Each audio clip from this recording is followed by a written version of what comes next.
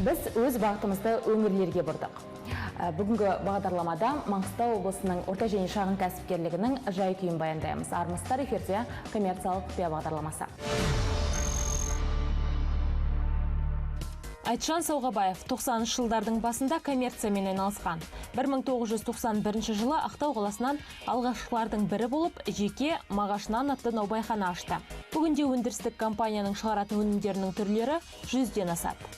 Жалпы, кәсіп ашу қай кезде де оңай емес. Сіз бастаған 90-шы жылдары мүлдем қиын еді. Жалпы, сол кезге бір қысқаша шолу жасап өтсек, қалай басталды? Алғашқы ашылған уақыты 91 жыл. Ол жылдары ең біздің осы елімізде қиын уақыт болды.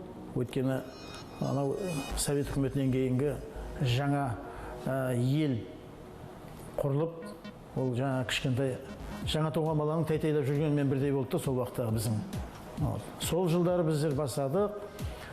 94 жыл әуелі ең бірінші сол 91 жылдары осы жеке кәсіпкерлік бастадық, елдің барлығы бастады. Ол уақытта ондай біз сияқты жаңағы бастаған адамдар онша көп болған жоқ. Көптері сенбеді, бұл не қылған, бұл бола ма, ары қарай келешегі бар ма, жоқ па деп. Кейбір жаңағы жігіттер рисковать етіп, ілгері қарай кетіп, кредит алып банкінен жоғары жақсы тым жақсы жұмыс істеп кеткендер бар. Ілгері қарай жүре алмай орта жолда қалып қойғандар да бар. Әртүрлі ол адамға байланысты. Мен өзім сол 91 жыл бастаған уақытта әртүрлі жеке кәсіпкерлікпен бастадық. Сосын 2 жыл бастағаннан кейін біздің қалаға, Ақтауға 94 жылы Ираннан көптеген осындай біз сияқты бизнесмендер келіп, осы жерде бір айдай жәрмеңке ашты. Қаланың ортасындағы үлкен дүкенді арендаға алып, осы жерде бір ай тұрды. Сонда осы бір комплекті осындай кішкентай наубайхана алып келді. Оның несі шығаратын өнімі суткісіне 1 тонна болды. Солар сол жерде өздері пісіріп, аулада сатып, халыққа далада көрсетіп, жария қылғаннан кейін оны алғысы келген адамдар көп болды. Бірақ ол уақытта ақша мәселесі өте қиын болғандықтан барлығы бірдей оны ала алмады. Ол уақыттағы кредиттің несі бағасы жылдығы 360% бір жылдық болды. Маған осы жердегі біздің банкерлер бұл бірінші өндіріс біздің өңірде жоғары жақтағы өздерінің бастарымен сөйлесіп, бізге 200%-пен сол кредитті алып, осы жұмысты бастап кеттік. Барлығы жақсы болды. Сол кезде қолдау білдірген адамдар болды ма? Ол жерде ол уақытта қолдаған адамдар болды. Ол уақытта әкімшілік қолдады, басқа да өзіміздің араласып жүрген жолдас жігіттер қолдады. Өйткені ол уақытта біз құсап осында жеке кәсіпкерлік ашып көрініп бастаған адам шамалы болды. Ол уақыт қызық болды ол уақытта, иә. Ал қазір жалпы жас кәсіпкерлерге үкіметтен көптеген мемлекеттік қолдаулар көрсетіледі, жеңілдетілген несие мөлшерлемесі деген секілді. Ол кезде онда ешқандай көмек болған жоқ. Өзіңіз айтыңыз, мысалы, несиенің жылдық мөлшерлемесі 300-ден асады. Қаншалықты қиын болды? Қазіргімен салыстырмалы түрде алсақ. Қазір кәсіп ашу оңай ма, әлде сол кездегі кәсіп ашу оңай ма? Мен үшін сол кезде оңай болған сияқты. Өйткені біздер жаңағы ең бірінші ашқан адамдарымыз. Сол уақыттағы алғаш ашқан адамдардың қатарында деп есептеймін өзімді. Қазір енді мүмкіншілік үкіметтен, елбасынан көптеген жекеменшік кәсіпкерлікке көптеген жақсы не беріп жатыр. Бірақ олардың көбі біздер үшін жақсы. Біздер барлық үкіметтің берген жеңілдіктерін бәрін алып отырмыз. Онысына енді елбасына рахмет. Қазір күнде мына нұрлы жол, даму, барлық мүмкіншіліктерді бизнесмендерге беріп жатыр. Бірақ та жаңа бастап жатқан кәсіпкерлерге ол оңай емес. Өйткені жаңа басып жатқан кәсіпкерлерге банк ондай жеңілдікті бере алмайды. Берсе де азғантай мөлшерде береді. Өйткені оның банкке қоятын залогы жоқ әлі. Біздердің залогтарымыз бар, біздерге береді. Жаңа басып жатқан кәсіпкерлерге ондай, ол уақытта ондай болған жоқ біздің уақытымызда. Қазір осылай.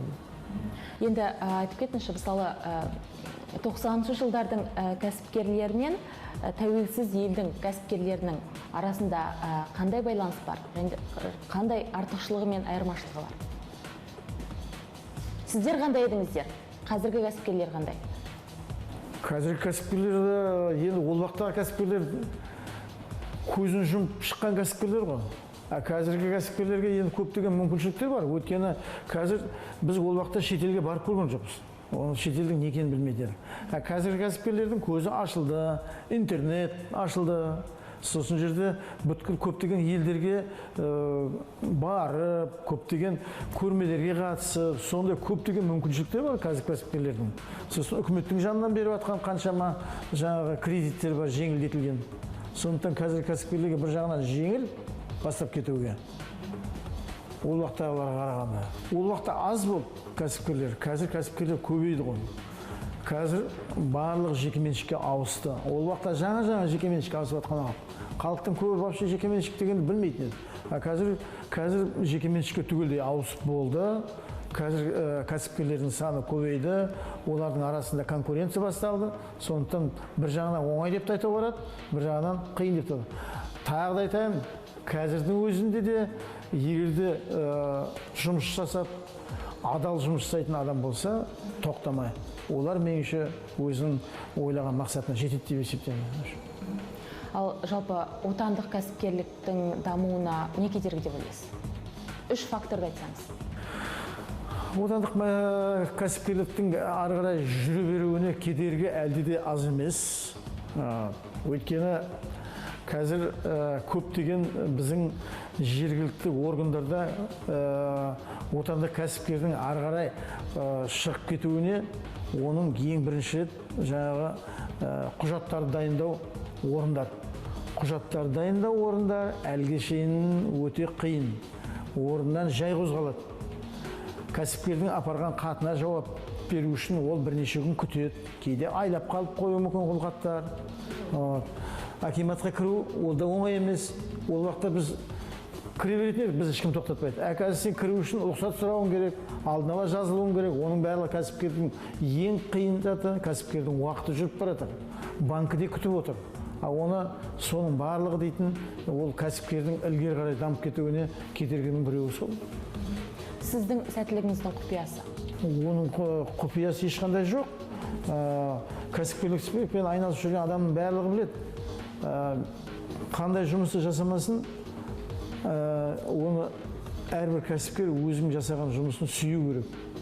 Өзінің жасаған жұмысын ықылас ниетімен жасау керек. Сосын ешкімді алдамау керек. Қарызға алдың ба, уақытында бер. Көптеген кәсіпкерлер қарызға біреуден алады да, уақытында бере алмай, сондықтан оның атағы жаймен түсіп кетеді. Ең негізгі адал жұмыс жасау керек, тынбай жұмыс жасау керек, жасаған жұмысыңды жақсы көруің керек. Ал өз кәсібін бастаймын деген жас кәсіпкерлерге қандай кәсіби кеңес бересіз? Тәжірибелі кәсіпкер ретінде. Мен сол өзімнің жаңа айтқан тағы да қайталаймын. Жаңа бастаймын деген кәсіпкерлерге айтатын тынбай жұмыс жасау керек. Сосын енді қазір Құдайға шүкір бәрінің де мүмкіншілігі көп, интернет бар. Шетелге шығу қазір баяғы бұдан 20-30 жыл бұрын едәуір жеңілденді. Банкіде егерде жақсылап жоспарын алып барса, банкінің көпшілігі егерде дұрыстап бизнес план жасап алып барса, береді банк.